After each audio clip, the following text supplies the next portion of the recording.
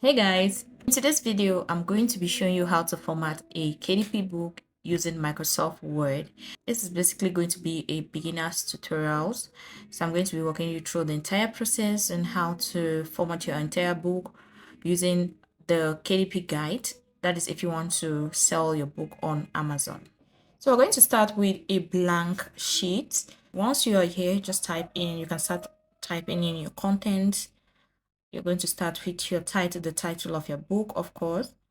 So I'm just going to do that, but I already have some text written somewhere. So what I'm going to do is to just go and copy the text and then come back to Microsoft Word and then paste the text there. All right, so once my text is pasted in here, so this is how it's looking like. The first thing we're going to be doing is to change the fonts and the text size. All right, so to change the font of your text, select the entire text and then go to home at the top here. Click there and then go to fonts. So this is it. Click and you can just choose your font from there. So preferably I like the Georgia Times New Romance, Garamond. So those are the type of fonts that I like. But for this video, I'm going to be using the Georgia. Change the font size, go to home and then go to the font size here, click, and then you can select the font size. Now preferably I like the body text to be around 13, 12, 13, 14. I'm going to be going for 14 right now. Now the reason is because I don't want the font size of the body text to be too big or to be too small. So I preferably like to go for the size 13 or 14. Next is the page size, and to adjust your page size, simply go to Google and you're going to take the guide. We're going to be looking at the guide for an Amazon book. So on Google, type in Amazon KDP page size, bleed and margins, and then click this first link which says set trim size, bleed and margins. And it's going to take you to this website. So scroll down until you see where it says examples of page size with bleed and without bleed. Here it is. Click the drop down arrow and you're going to see the acceptable page size for page sizes for an Amazon book. So this is a guide if in case you want to create a book to upload on Amazon. So this is a perfect guide. You can see there's a group which says page size without bleed and another group on the right which says page size with bleed. Now, a page without bleed is basically a page that doesn't contain an image that extends right to the edge of the book, or the book doesn't contain an image at all. So an example is like a romance novel, something like that. Whereas a book or a page size with bleed is a page that contains an image that extends right to the edge of the page. So there isn't any white space left. So a perfect example is a children's book where the image extends right to the edge of the page. So depending on the type of book that you want to create, now you will decide if your page is going to have an image that extends to the edge or it doesn't at all. Also, you want to take into consideration the actual size of your book, that is how large or how small your book is going to be. Now, I'm going to be creating a 6x9 book, and because in my book, I'm going to be inserting an image that, of course, will probably extend to the edge of the book. So I'm going to be going for a page size with bleed, and I'm going to be taking the 6.125 and the height, which is 9.25. And as you can see, they have added for the width, they have added a 0.125, and then for the height, they have added a 0.25. So that's going to be the trim size. So at the end of the trimming or of the production process, we are going to have a 6x9 book. All right, so what I'm going to do is to copy and paste it in here. And then to change the actual size of our page in words, go to layouts and then click on size. And then click where it says more page sizes. And then we're going to give the width 6.125 and then the height 9.25. And then click OK. And just click ignore. And voila, our size of our page have been changed. Now, as you can see, I'm seeing this double page in a multiple view mode. Now, if you want to also see that, you can go to view, click on view, and you're going to see multiple pages or one page in case you want to see your documents in just a one page view. But I like to see double page because at least I know how my book is going to look like at the end. That is the left side and the right side. All right, next is setting up the margins of your page. Now, the margins is basically the area between the main content of your page and the edge of your page. So you can see that we have the inner margin and the outer margins for each page. And to set up the margins, you can simply go to this same website and then scroll down until you see where it says margins. You're going to see the guide based on the number of pages that are going to be in your book. So you can take a look at the margins for a bleed book and for a bleed page and a no bleed page. Now, setting up margins is a little bit tricky. This is just a guide, but you can always try to add the margins if you want the space to be a bit wide so that during the printing process, when they're creating the book, it doesn't, the text doesn't smudge in, it doesn't go right inside the gutters. So I don't know if that makes sense. All right, so I'm going to be using these margins, and to change the margins, go to layout and then click margins and click custom margins. And then come down here where it says multiple pages and where it says normal, click on the drop down arrow beside normal, and then you're going to choose mirror margins. Now, the reason why we're going to be choosing mirror margins is because we want to see how the page, the right and the left page, is going to actually look like. So you can see this is the margins, this is the inner margins for the left book, for the left page, and this is the inner margins for the right page. So you're able to see how it looks like. So you can see the outer margins for the left page and the outer margins for the right page. So you can now do your adjustments and then you see how it's going to actually look like when the book is printed, how the contents of your book is going to be within the margins. All right, so you can come here where it says inside, and then we're going to put the inside margins, which is 0.375, and then the outside margins again, since it's a bleed book, 0.375. So you can see that you can see the inner margins, the inside margins for the left page, and the inside margins for the right page is a little bit too small. We can play around with it. So I'm going to be playing around with it a bit. You can also change the top margins in case you can put the same size. You can just change it, play around with the figures depending on what you like. And that is why I say setting up margins is a little bit tricky because there isn't any a perfect guide for setting up margins. So that is why being able to see the mirror margins, so you see how the inner gutters or the inner margins for the left and the right pages they're going to look like, is a perfect way to set up your margins. So again, you don't want your margins to be too big or to be too small. So when you're setting up your margins, not you have to have a specific idea of how you want your margins to be, how large or how small your margins are supposed to be. Personally, I always like to have a more wider inside margins than the outside margins, because during the binding process of the book, that is the two sides, that is the right and the left side, are going to meet together, and then you're going to have them bind within. Okay, they're going to create sort of like a gutter within the book. So I don't want my text to probably go within or to get lost within that gutter during the binding process. So I don't know if that makes sense, but that is how best I can explain it. All right, so I'm going to go with this size, that's the inside and the outside margins, and then I'm going to click OK, and then click ignore, and my margins have been set. All right, next is to set up the line spacing of your text. So go back to your documents and then click Ctrl A to select the entire text, and then click on home. and then click on line and paragraph spacing, and you can just choose from here. You can choose a 1.0 or 2.0 based on how you want your text to be within your book.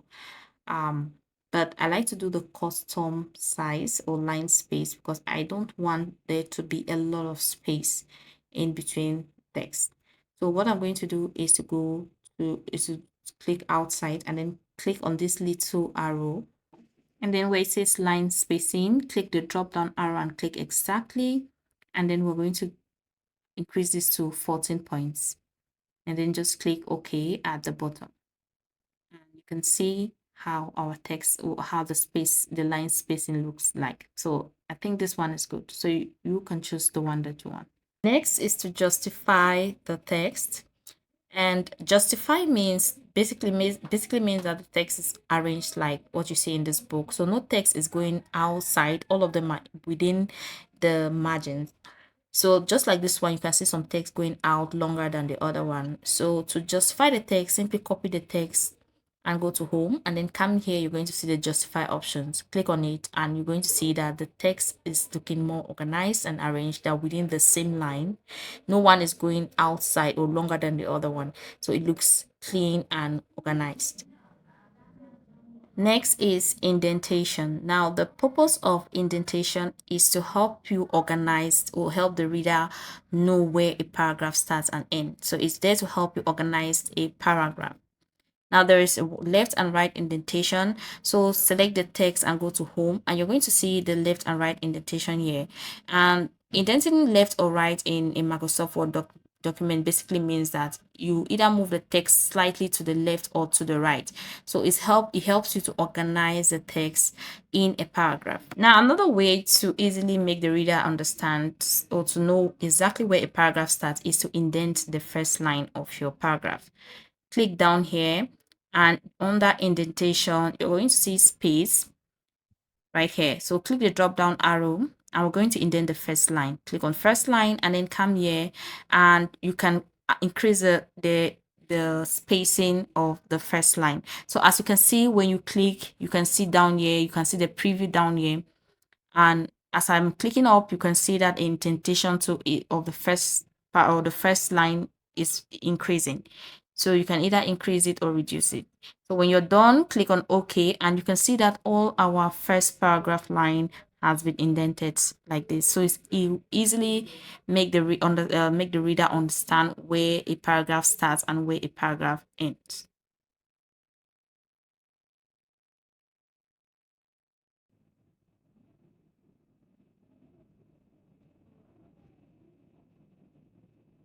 All right, next is to organize your text by adding page breaks and heading styles. Now, this one is very important, especially when we're going to be doing the next step, which is adding chapters to our page or to our book. Now, the page break is to make sure that each chapter falls on a separate page.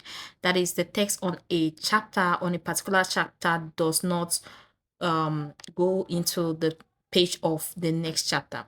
So that's why a page break is very important. But before we add page breaks to our book, I would like to first of all insert images to the book. So to insert images, place your cursor to where you want to insert, and then click on insert at the top, and then click pictures, click this device, and then you can tap the image that you want to insert. So yeah, so this is the image tab, and then you click insert. That's when the image is going to appear like this. Now you'll not be able to see it. So go to the right and click the layout option, and then come down here. You're going to see top and bottom. Now when you click on that, your image is going to you're going to be able to see the image. So just scroll down, and this is the image right here, right? So that is it. So I'm going to quickly add some other images into the book, and then we continue by adding our page breaks. All right, so I want the chapter of the book or the title of the book to be on a separate page alone. And I want each chapters to start on a separate page. So what I'm going to do here is on this title, I'm just going to bring my cursor down here, click on insert, and then click page break. All right, so you can see that it has pushed everything down and my title is on a separate page. So I can just play around with my title there. Okay, so next I'm going to just bring it down, as you can see, so that it goes in the middle and everything stays on its own page, so it doesn't disturb the other page. That's the beauty of page breaks. So I'm going to do the same for this chapter. So I want to start this chapter on a separate page, so I insert page break there. Right, so that chapter is going to start on a separate or in a different page. Anytime I type in something here, it's going to push this chapter down on its own separate page. It's not going to interfere with this page. So that is how page break works. So I'm going to do the same for this chapter 3. I'm going to bring my cursor just above that and then click insert and then click page breaks, and you can see it pushed chapter 3 downwards. I'm going to do the same on chapter 4. Click on top and then click insert, click page breaks, and you can see that each chapter is going to be on a separate page. So there are certain books that you see a chapter on a separate page, on a page alone without any other text. So using page breaks is the best way to create space rather than using the enter key, because every time you type in something on, let's say on a chapter 1, and if it's going to extend to the next page, automatically chapter 2 is going to go directly to its own page without the interference of the chapter 1's text. All right, so the next thing we're going to do is to add a disclaimer page to the book. So I'm going to do that just after our title page. So I'm going to put my cursor here and type in disclaimer, and I want the disclaimer page to appear after our title page. So to do that, I'm going to place my cursor there and then go to insert and then add a page break. So automatically it takes our disclaimer to the next page. So from where our cursor was standing, when you click a page break, it creates another page break from that stand. All right, so I'm going to just use the rand formula to create a dummy text so we can have a disclaimer here. All right, so the next thing we're going to be doing is to add styles to our book. Now, adding styles to your book helps you to format a lot more quickly. So if you have so many different chapters and headings in your book, maybe your book is a lengthy book, then the best way to do is to use styles on each chapters or headings. So what I'm going to start with is with our title. So select the title and go to home, and on the right you're going to see styles. Now you can choose the heading 1 style to give on for this title, for the book title. You can do the same for the different titles in your book, but what I like to do is to modify, to do in-depth formatting when it comes to the style. So right click on it and click on modify, and then right here it's going to take you to this box. So this is where you can do further formatting. So you can change the colors, you can change the font, you can also change the line spacing, you can change the indentation. I'm going to give it a Times New Roman font, change the size to 20, bold it and give it a black color. And then we can further change the indentations, centralize it, and again, we can further go to formatting, come to the bottom here. You're going to see format, click the arrow and click on paragraph. And it's going to take you to where you can change the line spacing. Go to line spacing here, click the arrow and choose exactly. I'm going to give you 25 points and click OK. And just click OK to close this. And yeah, just click outside and you're going to see it changes. We're going to go to the next heading, which is a disclaimer. Select it and go to home, and we're going to give it a heading 2 style. So put your cursor there and then right click on it, click on modify. We're going to give it a dark color, change it to Times New Roman, change the size, bold it, centralize it, and then click OK.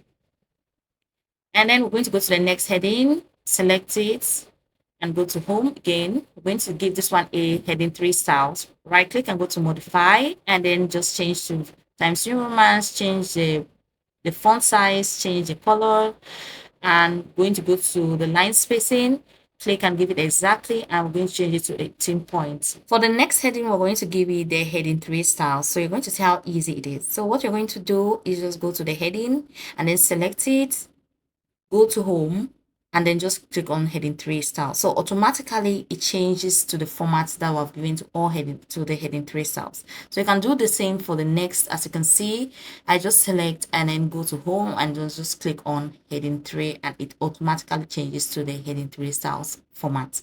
So if you want to change, maybe if you have so many different headings in your book, this is the best way to automatically format all of your headings and titles in your book. Now, once you're done with giving styles to each of your titles and heading in your book, next you can add table of content. We're going to be adding table of content before our title page. So click on it and we're going to give it a page break here.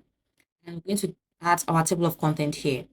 So go to reference at the top, you're going to see table of content, click, and then go to custom table of content. Click on that and it's going to land here. We're going to turn this on and then come to the drop down arrow. We're going to give it a dot line. Next, come down, you're going to see where it says show level. This is where you decide the number of headings that you want to appear on your table of content. So you can either increase it depending on the number of heading styles you have included in your book. So for our book, we have just 3 heading styles, as you saw, and then I'm going to click on modify, and this is where you can further modify your table of content. You can modify the way all of your heading ones in your table of contents looks. So click on TOC1 and click modify. And then here, this is where you can change the fonts. I'm going to change the font to Georgia. I'm going to also bold it, and you can change the font size, and you can also change the color of the text. Click on that and you can give it a different color. I'm going to leave it at black and then click OK. So you can do the same for all of the headings too in your table of contents. You can give it a different color. So you can do the same for all of your headings depending on the number of headings in your book. Since I have just 3 heading styles in my book, I'm going to just modify it, but I'm going to leave all black. So you can see some books have on the table of content, they have different colors. So this is how you can easily further modify it. Another great thing about using styles to create an automatic table of content is that you can always update your table of content without doing it manually. For example, let's say you have decided to add more text into your book. That is, you have decided to add more headings and titles into your book.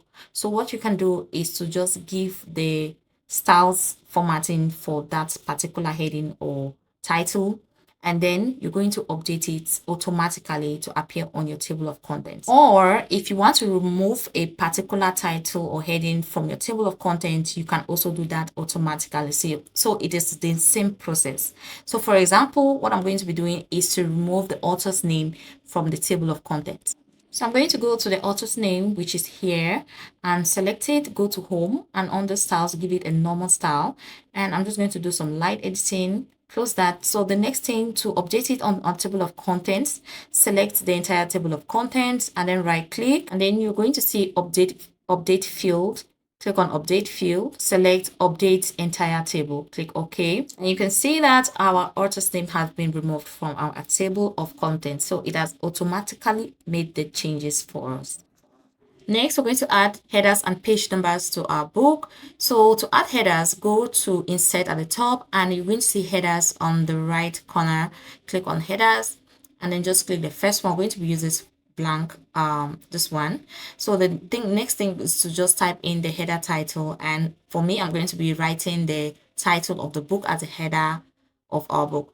And as you see, as I type, it automatically appears on all the pages in our book.